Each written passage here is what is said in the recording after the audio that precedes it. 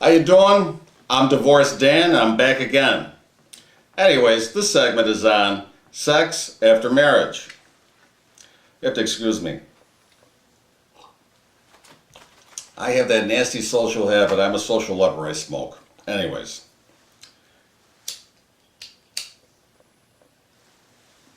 For you guys out there that are already married, you know what I'm talking about. For you guys that are living with a girl that's been pressuring you for the last several months, the lines are this: we've been going out for 2-3 years. I want to get married. I want some security. I want this, I want that. Their middle name is I want. And during this period, your sexual frequency is probably very high. You're probably getting some action at least 3, 4, 5, if you're really fortunate, 7 times a week. Well, guess what happens after you get married? All of a sudden, they don't feel like it. They're not in the mood. Let me give you an example of what I'm talking about. Now, this is going to sound like a joke, but it's not. I've got a friend of mine, he's been married for 9 years. He's got 2 beautiful kids. His wife comes to him and says, look, I smoke, and if you take the pill and you smoke, you have a higher risk of heart problems, blood pressure, stroke, everything else. So she tells him, do you want to have more kids? He says, no, I'm fine with 2. She says, well, so am I.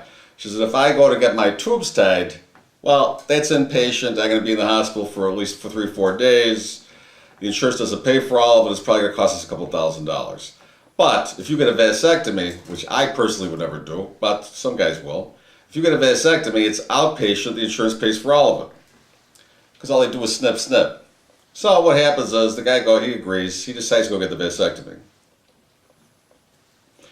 Well, the day after, he's at home, sitting down watching TV because you're sore. You can't go do anything for 2 or 3 days. You go home, but it doesn't mean you're going to be able to do anything.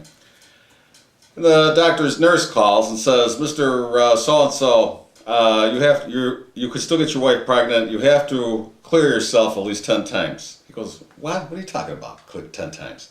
She says, well, you have to ejaculate at least 10 times. You still got semen in your system that will impregnate your wife. So you have to clear it at least 10 times before you're sterile. She goes, wait a minute, you got to be kidding me. What is this, a joke? She says, no, I'm very serious, 10 times. He goes, 10 times? He goes, we're not dating. He says, we're married. 10 times? It's almost the whole year.